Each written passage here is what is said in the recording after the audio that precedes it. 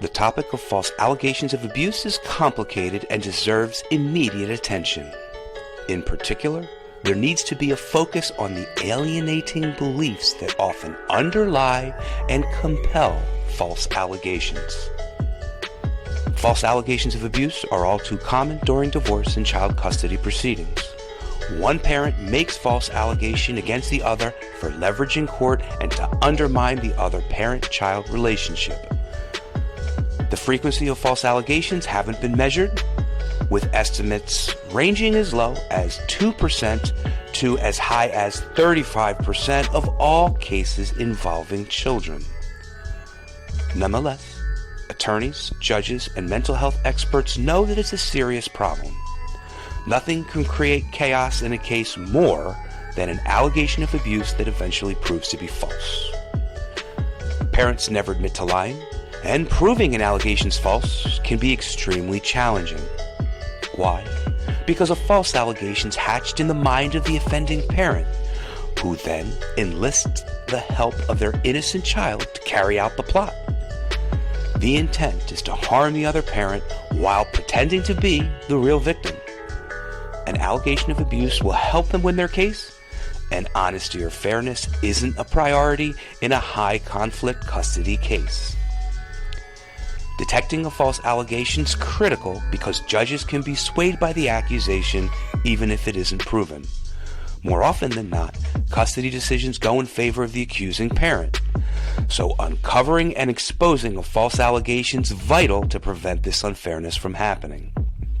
The surest way to prove a false allegation of abuse is to uncover the alienating belief system of the offending parent that underlie a parent's decision to make the false allegation.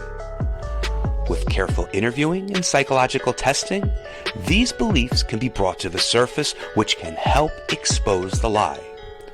A mental health professional with patience and a probing attitude is best suited to address this issue.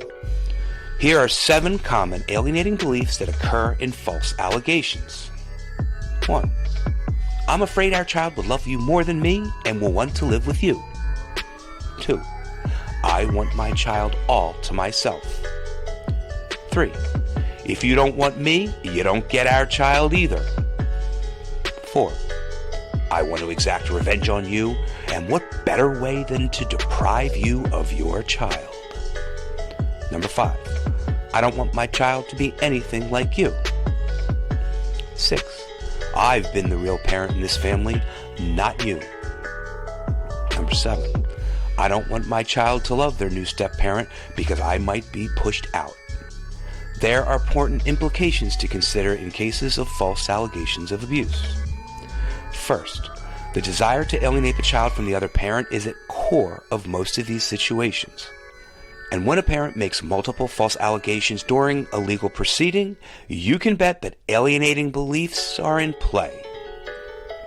It's important to note that not all false allegations are due to alienating motives.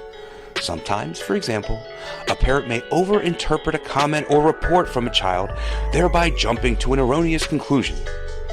Rather than clarifying the benign situation, the parent makes what proves to be a false allegation.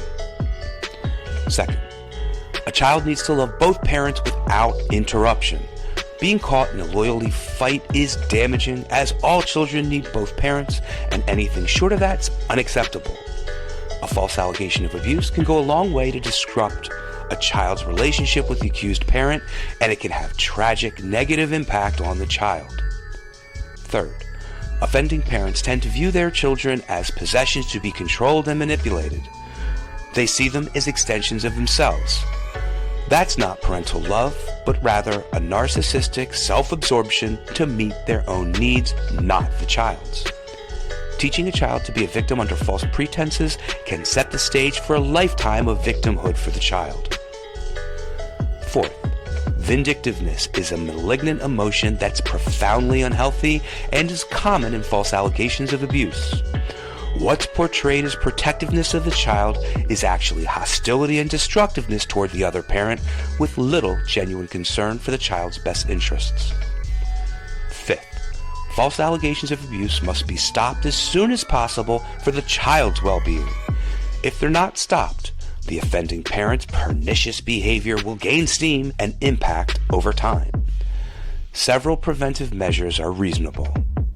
Limited parenting time, supervised visits, change of custody, court-ordered therapy, and others. Turning a blind eye to a false allegation of abuse is not an option.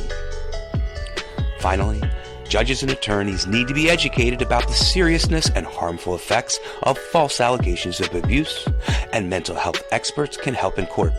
False allegations and alienation are highly disruptive to the well-being and mental health of the child.